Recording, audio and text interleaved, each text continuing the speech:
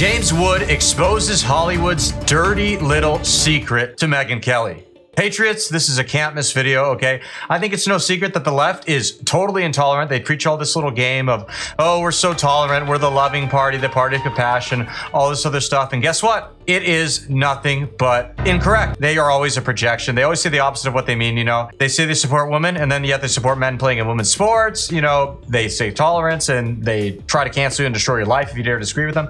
It's really quite insane. So we're gonna get right into it, and it's gonna be a lot of fun. But first, do me a big favor here. Like our video and share it around so we can keep bringing you guys this great, hard-hitting content. As always, everybody, I'm Rose Darian, and this is Resist the Mainstream.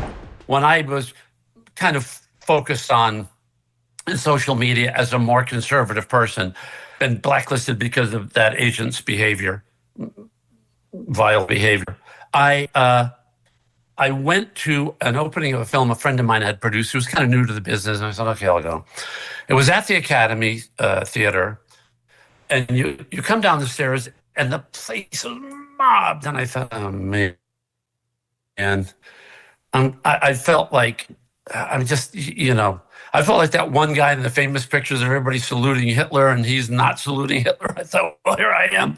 I'm at a meeting of the Communist Party, and I'm you half that room. People come up to me and go, hey, I just want you to know, I'm with you, but I just don't want to say anything. And I said, and don't say anything. I said, because people really are dangerous. They will, you know that these casting directors now will look up your social media history. They'll see who you follow. Disgusting. And so on. Yeah, you know, I say to my friends, I won't say who it is, but a very patriotic, great American who does wonderful things for people in this country, supports veterans, and a wonderful guy. He said, you know, being just moderately conservative in this country, just being conservative in America today is like being gay in the 50s. It's almost like you have to whisper. I see people say to me, we'll be talking, they go, you know, I'm thinking of, I'm voting for Trump, but I go, you don't have to whisper this. This is the United States. You don't have to whisper that you're going to vote for the most popular person in the country right now in terms of the polls to be the next president of the United States. You actually don't have to apologize for exercising your First Amendment rights. But apparently you do have to whisper, as you're going to see from James Wood in just a second here. Now, as far as the whole Hollywood blacklist goes, now James Woods was put on one. It's not just he who has to deal with this kind of stuff in Hollywood. There are countless examples. Kevin Sorbo, for example, has a crazy story. You should look into that. And finally, another good example, Gina Carano. Okay, as many of you probably know, she got screwed out of her role at the Disney Star Wars show Mandalorian. Yeah, it's bad out there. There is a lot of cancel culture. It is rampant. And we've got to stop doing that. Amen. You know? But if you ever want to work again in Hollywood, or if you want to make a career there as a young person, different story. No chance. You must keep quiet.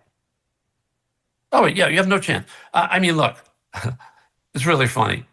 When Oppenheimer came out, there was a discussion about my Twitter. Oh, geez. And it was gently suggested that I basically remained invisible, which was painful. On the other hand, I'm a pragmatic person, and I thought a lot of people put their effort into this. So I'm just going to be an invisible pariah, because the people who are going to be voting for Oscars, which is very important for a film to get Oscars, because it does help with the financial reward and the historical archive in which it will rest forever, Academy Award winning Best Picture, Oppenheimer. You know, I don't want to deprive those people. I don't want to have some nutcase come out of the woodwork, fabricate some ridiculous story about me. I've had a million of them said, they're all lies.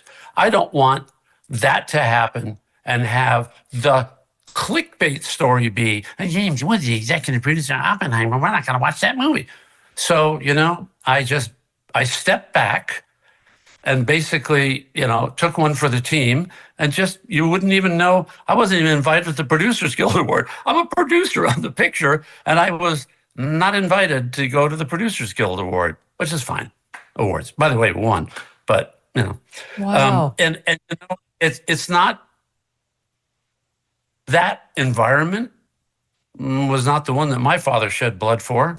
You know, that's actually genuinely sad to hear. And I wish Woods didn't put up with that and let that happen. I get that he's saying he's being pragmatic and all this stuff, and he seems like a good guy. But the reason why this kind of thing continues is because people cower to it. Now, for those of you who may not know, I didn't know this until pretty much just now. He was an executive producer of the film. And how disgusting for them to do what they did to him. You know, I mean, not only he doesn't get the credit he deserves for producing that film, but additionally, they don't even let him go to the awards after. Even after the fact when it's already sold money and gotten popular. You know, that's gross of them. And something tells me it wasn't really a gentle message for them telling him, maybe you should sit this one out. I don't actually believe that. I almost wonder if he's understating it because I don't know why. You know, maybe he wants to be nice. Maybe he doesn't want to taint the legacy of the film like he kind of alluded to earlier. I'm not sure, but that's totally wrong, totally disgusting. And as James Wood said earlier in the clip, in America, you shouldn't have to be afraid to hide your views, especially when, you know, you're opposing the party that pretty much hates God, hates Christianity, doesn't believe that men are men and women are women, believes in ending the lives of babies up until the day of birth, and many other wicked things that I need not go into right now. It's not the one that I see as the America. I would like to see my late brother, God rest his soul, my late brother's children, and they're now their children, not the future I see for them. I'd like you to be able to vote for whoever you want to. And people say, you know what, you have a right to do it. Man, I disagree with you, but Steve, but come have dinner and so on. Mm-hmm. And I just don't know why there's this vicious underlying cancer that has destroyed our business. And here's where it comes from. By the way, I got a little secret project coming out soon in October. Can't say anything about it. If you go to my website, jameswoods.com, there'll be a little hint of what it might be, but I can't say another word about it because it's going to be secret. But some things are going to kind of come out because I decided to embrace the second act. Oh, look at you. You are such a sneaky little devil. I couldn't figure it out, though. I have the picture, but I don't know what it's telling me. Yeah, and you're going to have to think about this now for the next couple of months. But we're going to be teasing stuff out. If you sign up, give your email on the website. You'll be given updates on it. It's a project that's just unbelievably near and dear to my heart. And the good thing is, I'm doing more stuff now. I'm involved in the production of Oliver Stone's new movie. I love Oliver. He's difficult. We disagree on everything. We fight all the time. And he came to me and said, hey, Jimmy, you know, you think you can help with this project like you did with Oppenheimer? And I said, I think I can. And, you know, I've got Chuck and Alex Gartner and, of course, Fernando Sulichin, who's Oliver's producer. And the four of us are together on a handshake, kind of just trying to get this beautiful project put together. And we will, and it's going to be fantastic.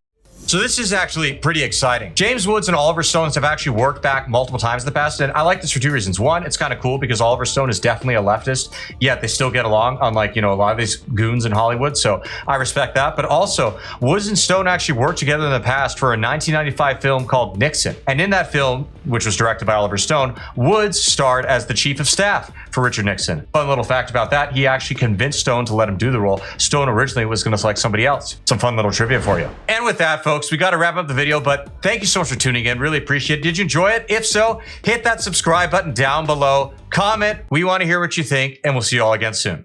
God bless.